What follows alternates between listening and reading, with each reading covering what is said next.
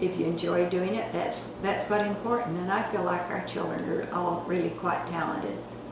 What kind of hobbies did you do, Mom, and still do?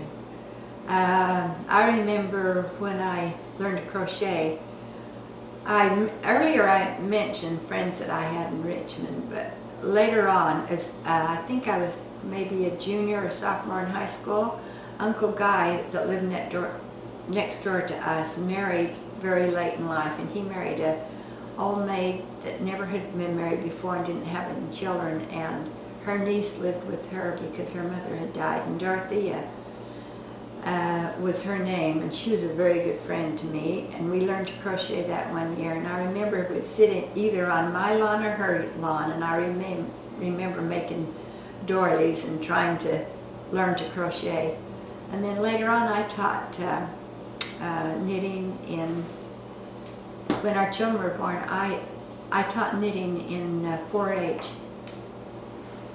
and I taught crocheting in primary when I was younger too. I enjoyed crocheting, but I enjoy knitting too. It's very relaxing. I've done quite a few pictures and had them framed with counter cross stitch, but it's harder now to see.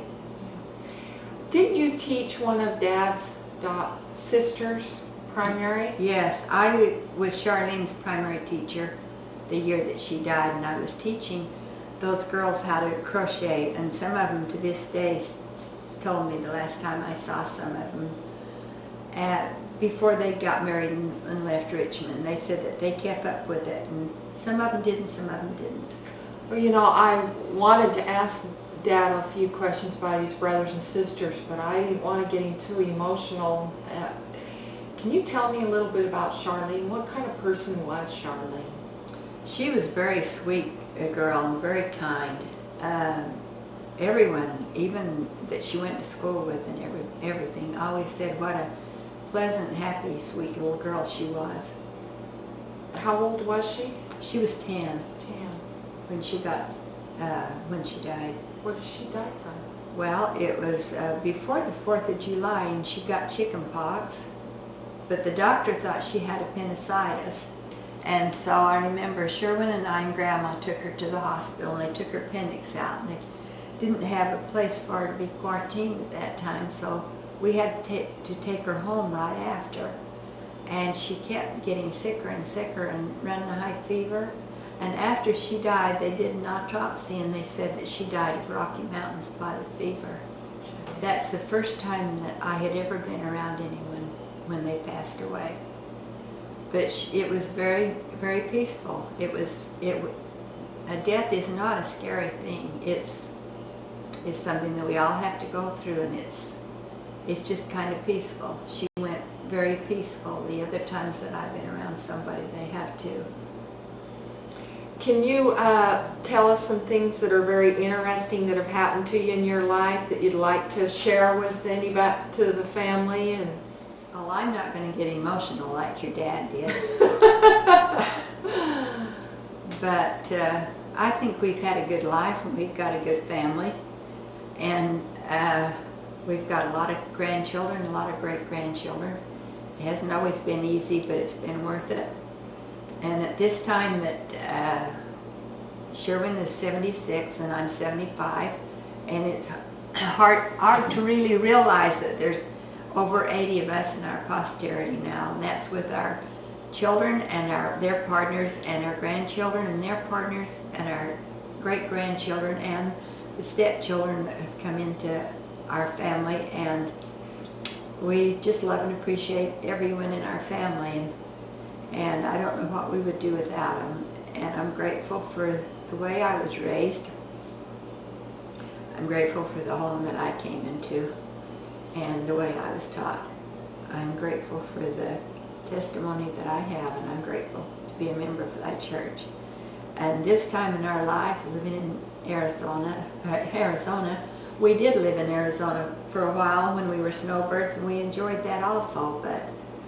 And the years that I spent in the wintertime staying with Mother was very choice. It was a privilege and a choice and experience. But living in California now, we have many friends. We enjoy our ward, and we're enjoying our home. You're important people. And we're enjoying our yard. We're like two little kids. Every day we go out and talk to our garden and look over our yard several times, and we're enjoying it this time in our life. And we are especially enjoying the friends that we've made there. Was it hard to move out of Utah? Not really.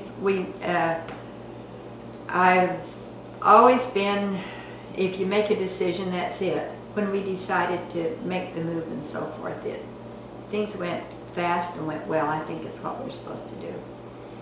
And after Dad retired, you went to Yuma quite a bit during this winter's time. Yes, we really enjoyed those 10 years or so that we were snowbirds. We made a lot of good friends there and had a lot of good fun. You were quite the card player. Yeah.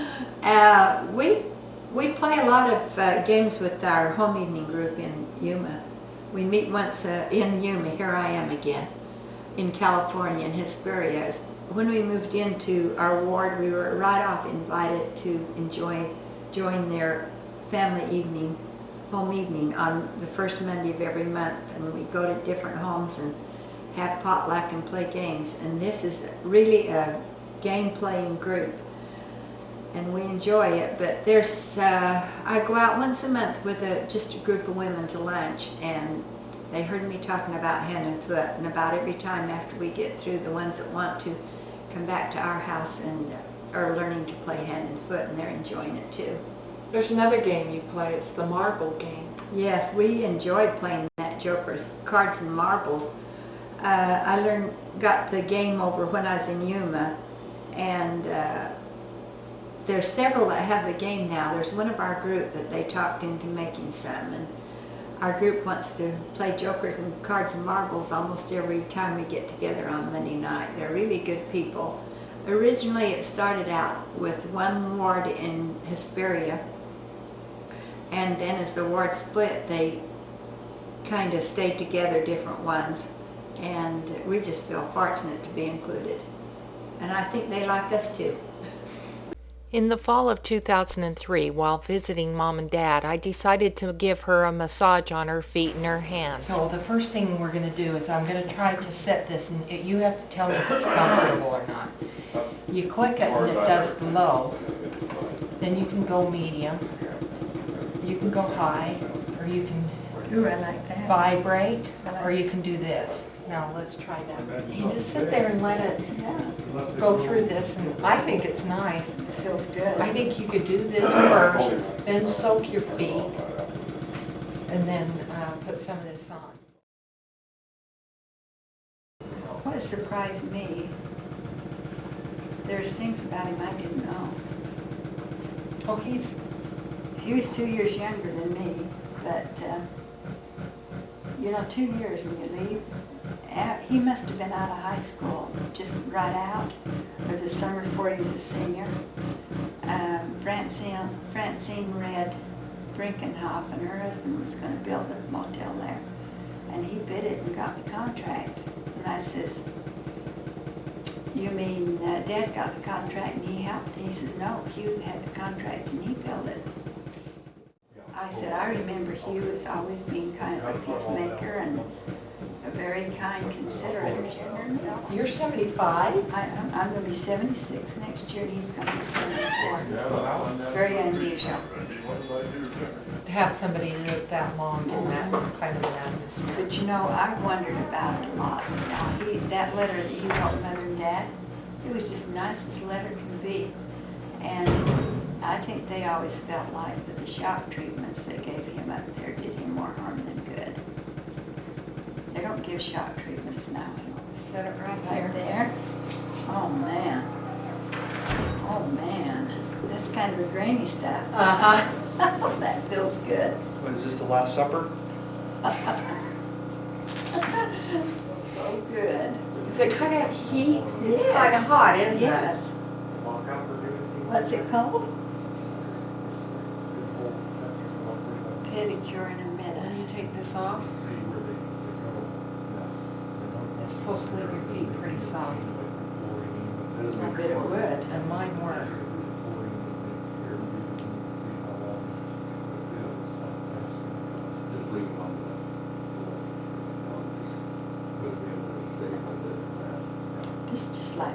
me what you think. Man, it feels great standing rough heels. I'm gonna turn that back on. I'll have my hands done. Have you got any rings on? You I can't take can't them get it off. off. I can't get it off.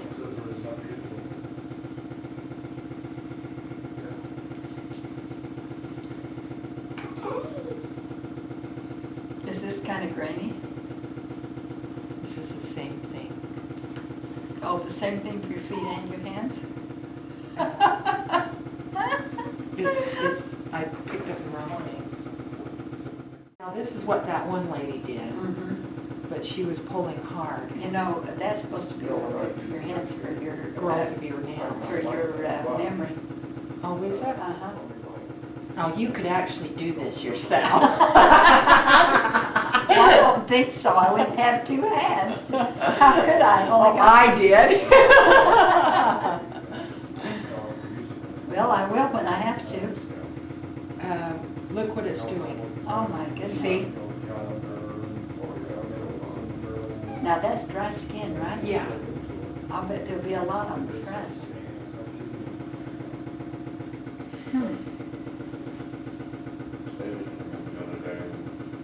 Well, just taking off the dry skin's gonna make your hands look better.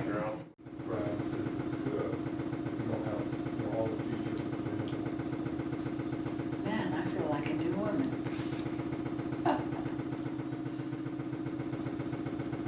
Man, that does feel different, you know it? Does it? Yes, it does.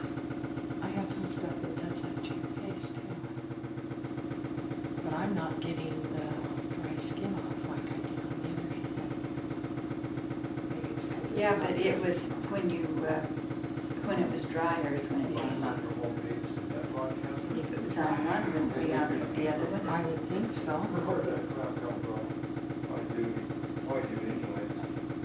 Your hands are a lot smaller than mine. They are? I think I have big hands. I guess they're about exactly the same. Mine's a little bit longer. You see, mine's the length of yours with your nails. I thought I had big hands. See, it's coming now.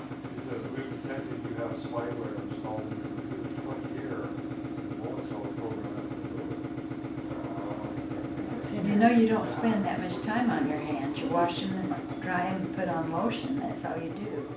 Well, I appreciate that, Ruth. That's a deluxe treatment. Man, your hands sure do feel different. That must be why people's hands always look pretty and stuff.